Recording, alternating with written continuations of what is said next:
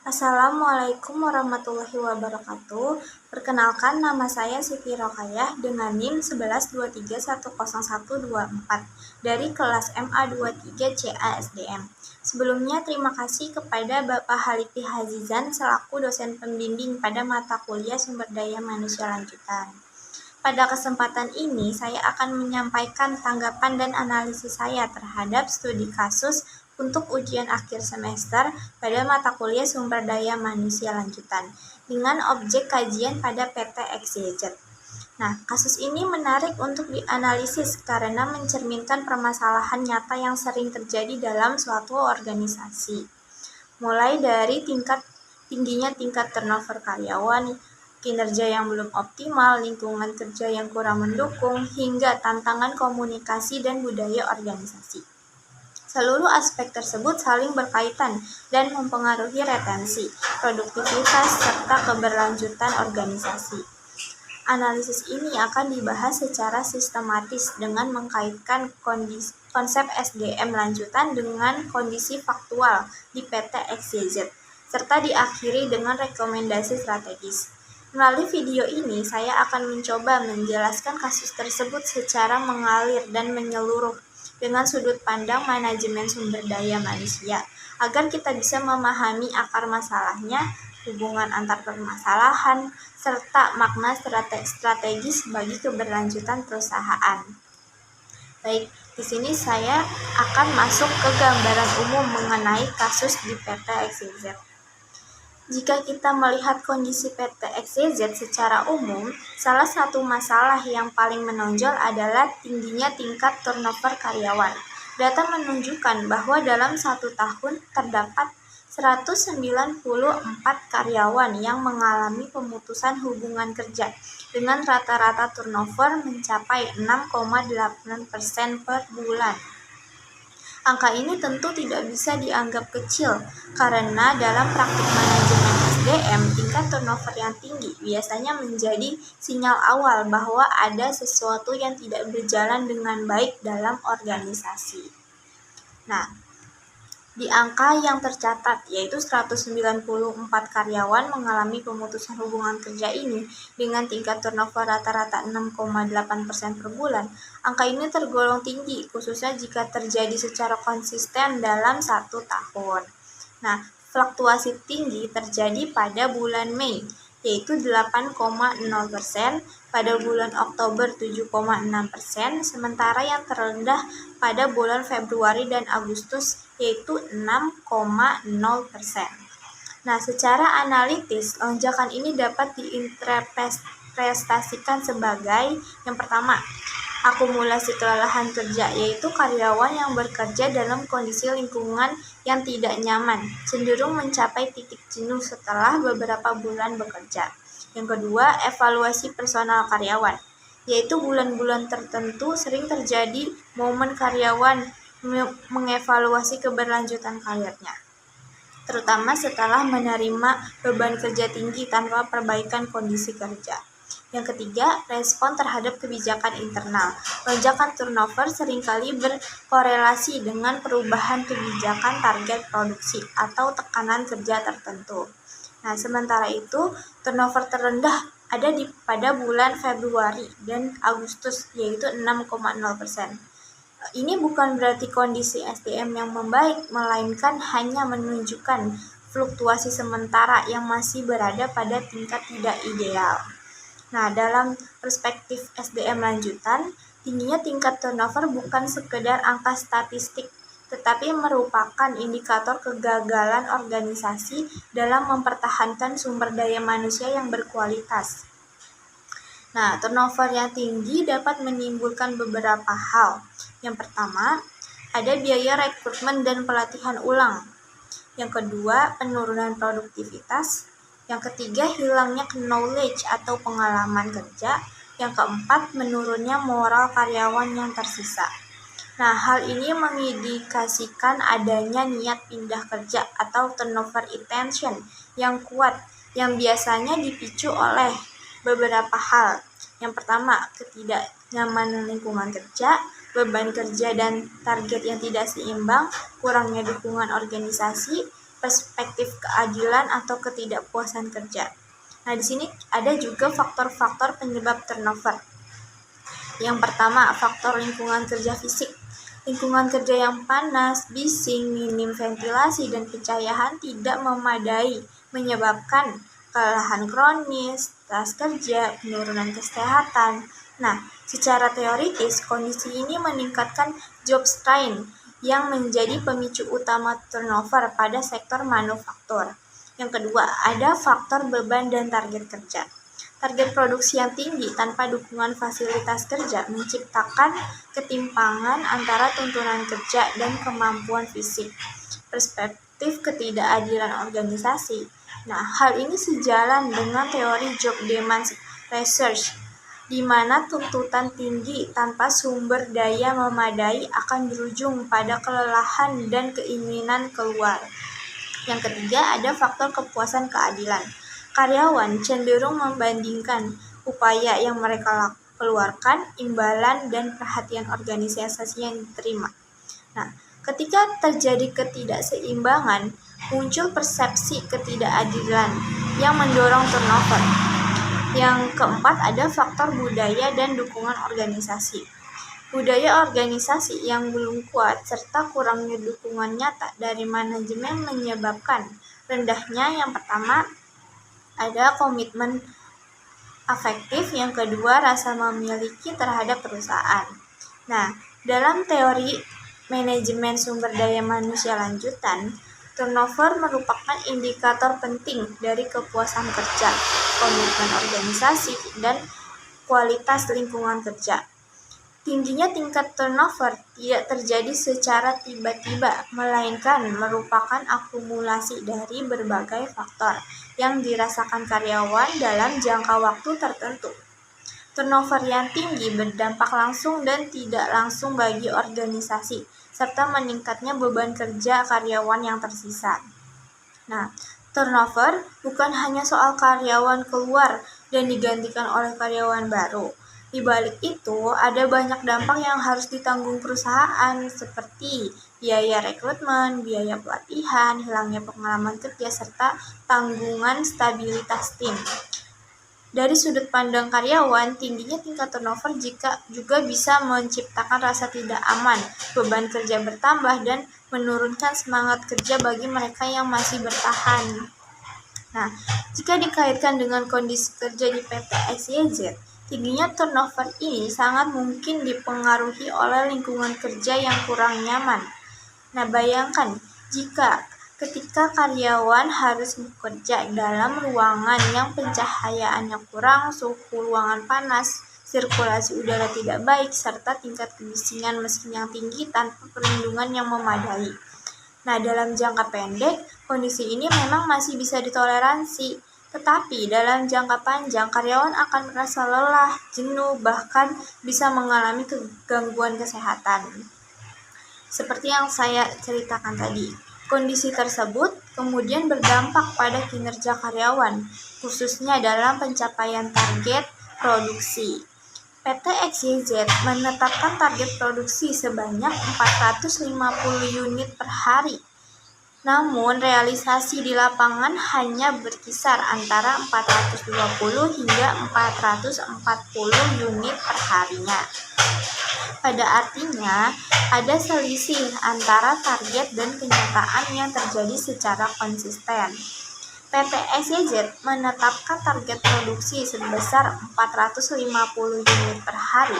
Namun, realisasi produksi hanya berada pada kisaran 420 hingga 440 unit per hari. Selisih ini menunjukkan adanya kesenjangan kinerja yang tidak bisa diabaikan.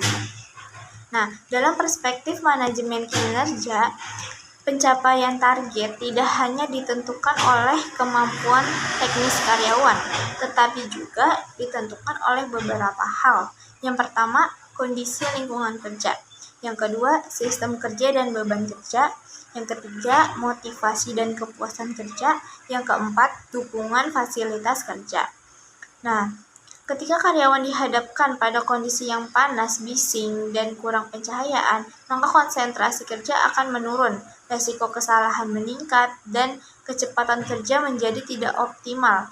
Hal ini menjelaskan mengapa meskipun target telah ditetapkan secara jelas, hasil yang dicapai masih berada di bawah standar. Dengan demikian, kegagalan mencapai target produksi di PT SCZ tidak dapat disederhanakan sebagai lemahnya kinerja individu, melainkan sebagai kegagalan sistem kerja dalam menyediakan kondisi yang mendukung produktivitas optimal. Nah, turnover di sini juga sebagai cerminan kegagalan retensi. Dalam perspektif manajemen strategis sumber daya manusia, turnover tinggi berarti retensi karyawan tidak direncanakan secara strategis. Sumber daya manusia belum diposisikan sebagai aset jangka panjang. Kebijakan HR masih bersifat administratif bukan strategis. Dengan kata lain, turnover di PT SCZ bukan masalah individu karyawan, melainkan kegagalan sistem organisasi dalam menciptakan lingkungan kerja yang layak dan berkelanjutan. Nah, dalam manajemen sumber daya manusia, kinerja tidak bisa dilihat hanya dari kemampuan individu. Kinerja sangat dipengaruhi oleh lingkungan kerja, sistem kerja, dan kondisi psikologis karyawan. Ketika karyawan bekerja dalam kondisi yang tidak nyaman, fokus kerja akan menurun, resiko kesalahan meningkat, dan kecepatan kerja menjadi tidak optimal. Nah, jadi ketidakmampuan pencapaian target produksi ini bukan sepenuhnya kesalahan karyawan, melainkan juga mencerminkan kurangnya dukungan organisasi terhadap kondisi kerja yang ideal. Selain itu, lingkungan kerja fisik yang kurang memadai juga berpengaruh pada kepuasan dan loyalitas karyawan. Ketika karyawan merasa bahwa perusahaan kurang memperhatikan kenyamanan dan keselamatan kerja mereka, maka secara tidak langsung akan muncul persepsi bahwa karyawan hanya dipandang sebagai alat produksi saja, bukan sebagai aset yang perlu dijaga oleh perusahaan. Persepsi inilah yang kemudian mendorong niat karyawan untuk mencari pekerjaan lain yang dirasa lebih aman dan manusiawi. Seperti itu. Jadi selanjutnya kita lihat dari sisi komunikasi internal. Nah, sebenarnya di PT XYZ sudah memiliki modal yang cukup baik. Pimpinan memberikan instruksi yang jelas, karyawan bisa menyampaikan kritik dan saran, serta hubungan antar pegawai relatif akrab.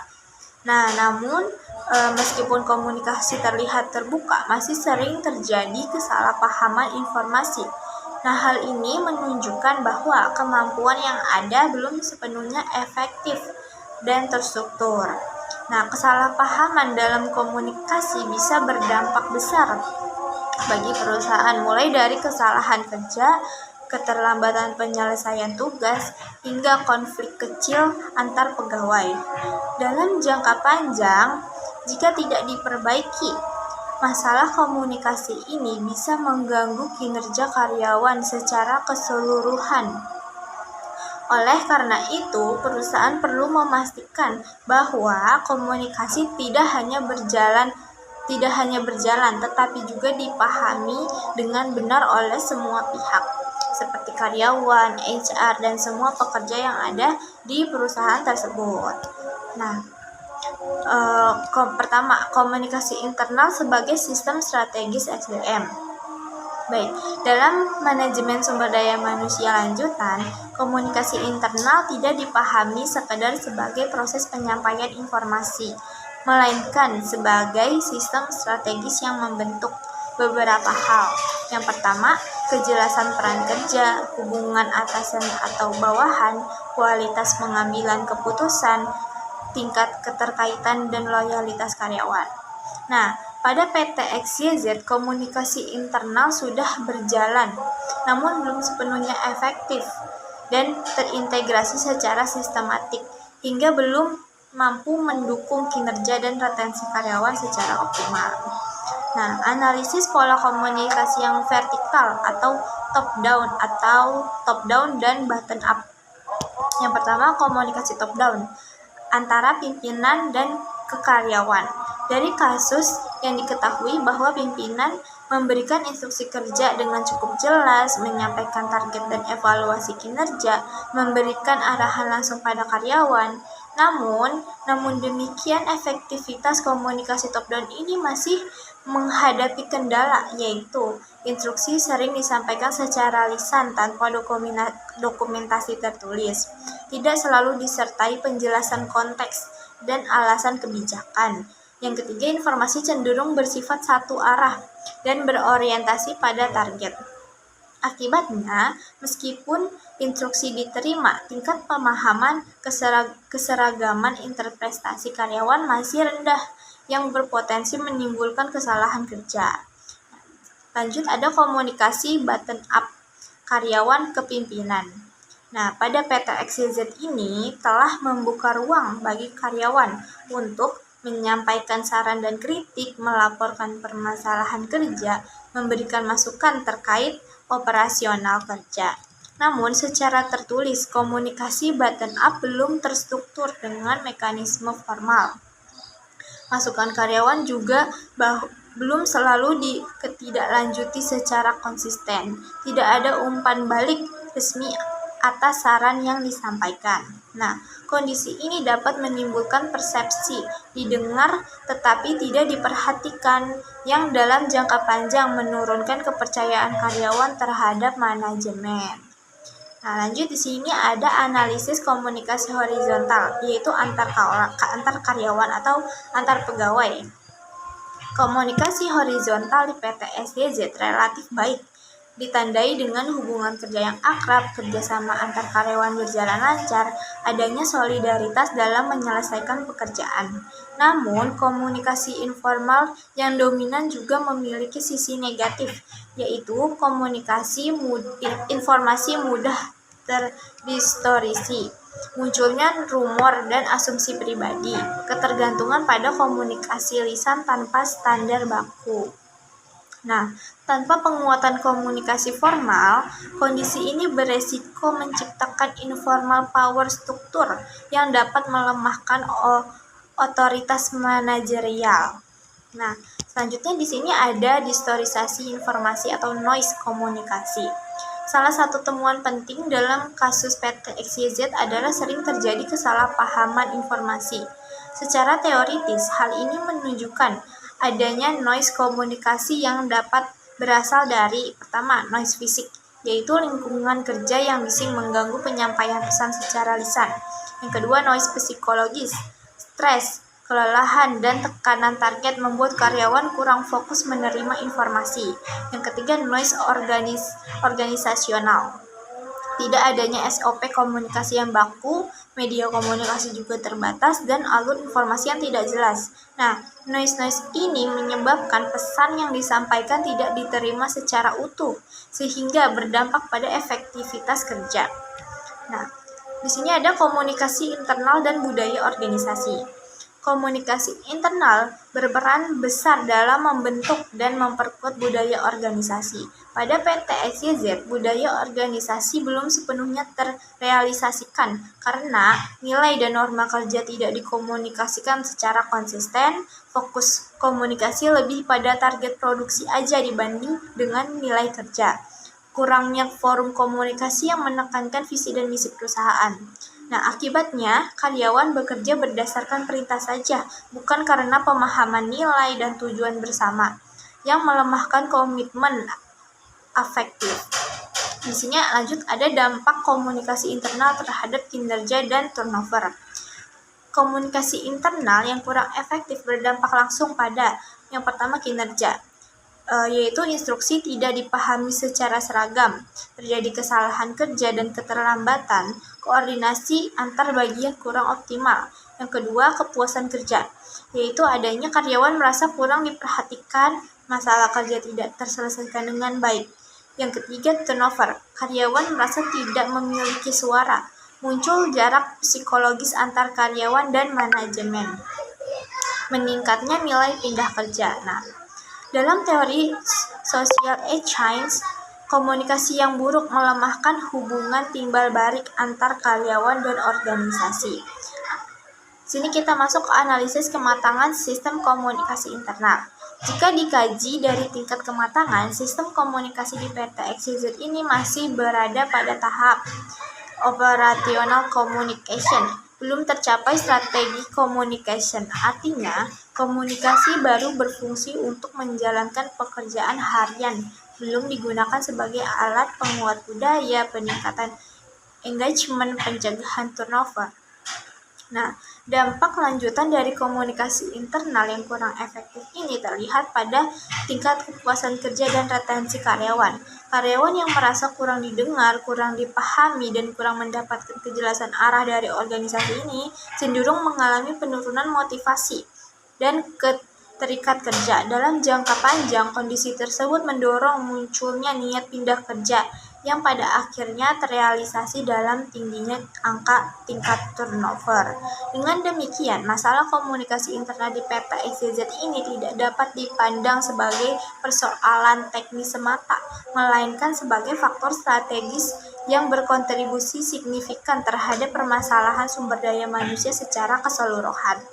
Nah, secara keseluruhan ini, komunikasi internal di PT XYZ masih berada pada tahap operasional, yakni sekedar mendukung kelancaran aktivitas kerja harian dan belum berkembang menjadi komunikasi strategis yang mampu membangun kepercayaan, memperkuat budaya organisasi, serta meningkatkan keterkaitan karyawan. Oleh karena itu, perbaikan sistem komunikasi internal menjadi kebutuhan mendesak agar organisasi tidak hanya mampu menyampaikan perintah kerja, tetapi juga menciptakan dialog dua arah yang bermakna transparan dan berkelanjutan sebagai fondasi bagi peningkatan kinerja dan retensi karyawan. Nah, selanjutnya jika kita melihat dari perspektif budaya organisasi memiliki peran yang sangat penting dalam membentuk perilaku dan sikap kerja karyawan. Budaya organisasi ini adalah nilai keyakinan dan kebiasaan yang secara tidak langsung mengarahkan bagaimana karyawan bersikap dan bekerja setiap hari. Budaya yang positif dapat meningkatkan motivasi, rasa memiliki, dan komitmen karyawan terhadap suatu perusahaan. Kondisi ini terlihat pada pola kerja karyawan yang lebih berorientasi pada pemenuhan tugas dan target jangka pendek, dibanding pada komitmen jangka panjang terhadap keberlangsungan perusahaan. Budaya organisasi yang belum matang juga mencerminkan dari pola kepemimpinan yang lebih menekankan pada pencapaian target operasional dibandingkan pada pembentukan makna kerja dan penguatan nilai bersama. Pimpinan cenderung berperan sebagai pengarah tugas, bukan sebagai role model budaya organisasi. Nah, lemahnya budaya organisasi di PT XYZ juga berkaitan dengan sistem komunikasi internal yang belum efektif, nilai norma dan ekspektasi perilaku kerja yang tidak disampaikan secara terstruktur melalui forum-forum komunikasi formal, melainkan lebih banyak tersirat dalam instruksi kerja harian. Kondisi ini menyebabkan internalisasi budaya berjalan secara tidak merata, di mana sebagian karyawan memahami norma kerja tertentu, sementara yang lain menafsirkan secara berbeda-beda. Akibatnya, konsistensi perilaku kerja sulit tercapai dan potensi konflik maupun kesalahpahaman meningkat. Nah, baik, di sini ada kita masuk ke disiplin kerja. Disiplin kerja merupakan salah satu pilar utama dalam manajemen sumber daya manusia karena mencerminkan tingkat kepatuhan, tanggung jawab, kesadaran karyawan terhadap aturan norma kerja yang berlaku dalam organisasi. Dalam konteks PT XYZ, disiplin kerja karyawan menunjukkan kondisi yang relatif baik pada aspek kehadiran, namun belum sepenuhnya konsisten pada aspek kebutuhan terhadap jam bekerja, khususnya pada waktu pulang. Fenomena ini mengindikasikan bahwa disiplin kerja di perusahaan tersebut masih bersifat formal dan administratif, belum berkembang menjadi disiplin yang berbasis kesadaran intrinsik dan nilai profesionalisme. Nah, dalam situasi seperti ini, kecenderungan karyawan untuk mengakhiri pekerjaan lebih cepat atau mengurangi durasi kerja menjadi bentuk respon terhadap kelelahan dan stres kerja. Hal ini menunjukkan bahwa pelanggaran disiplin kerja tidak selalu berakar pada sikap negatif karyawan, tetapi juga pada ketidakseimbangan antara tuntutan kerja dan kondisi kerja yang disediakan oleh organisasi. Nah, dampak disiplin kerja yang bersifat administratif ini terlihat pada kinerja dan produktivitas karyawan. Ketidakpatuhan terhadap jam kerja, meskipun tampaknya kecil, dapat mengganggu alur kerja, menurunkan efektivitas koordinasi, dan memperbesar beban kerja bagi karyawan lain.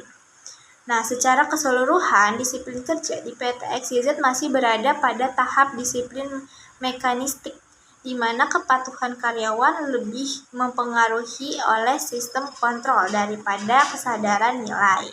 Nah, untuk meningkatkan kualitas disiplin kerja, perusahaan perlu menggeser pendekatan dari sekedar penegakan aturan menuju pembinaan disiplin berbasis nilai, komunikasi yang jelas, keteladanan pimpinan, serta perbaikan kondisi kerja. Nah, dengan demikian, disiplin kerja tidak hanya berfungsi sebagai alat pengendalian, tetapi juga sebagai fondasi pembentukan perilaku kerja profesional yang mendukung kinerja dan retensi karyawan secara berkelanjutan. Nah, secara kesimpulan, secara keseluruhan, permasalahan SDM di PT XYZ bersifat multidimensional dan saling berkaitan. Turnover tinggi, kinerja belum optimal, dan ketidaknyamanan kerja merupakan hasil dari ketidakseimbangan antara tuntutan organisasi dan dukungan sistem SDM. Perusahaan perlu menekankan perbaikan menyeluruh terhadap lingkungan kerja, sistem komunikasi, budaya organisasi, dan pengelolaan disiplin agar dapat menciptakan organisasi yang produktif, berkelanjutan, dan berorientasi pada kesejahteraan karyawan. Nah, sebagai penutup, saya dapat simpulkan bahwa permasalahan sumber daya manusia di PT XYZ ini merupakan masalah yang saling berkaitan satu sama lain. Tingginya tingkat turnover, belum optimalnya kinerja, kondisi lingkungan kerja yang kurang mendukung, komunikasi yang belum sepenuhnya efektif, serta budaya organisasi yang perlu diperkuat merupakan satu kesatuan yang tidak bisa dipisahkan. Nah, melalui pengelolaan sumber daya manusia yang lebih baik, khususnya dengan memperhatikan kenyamanan kerja, memperkuat budaya organisasi, serta meningkatkan kualitas komunikasi dan disiplin, PT XYZ memiliki peluang besar untuk meningkatkan kinerja sekaligus mempertahankan karyawan terbaiknya. Dengan demikian, tanggapan dan analisis yang dapat saya sampaikan. Terima kasih atas perhatian Bapak dosen. Wassalamualaikum warahmatullahi wabarakatuh.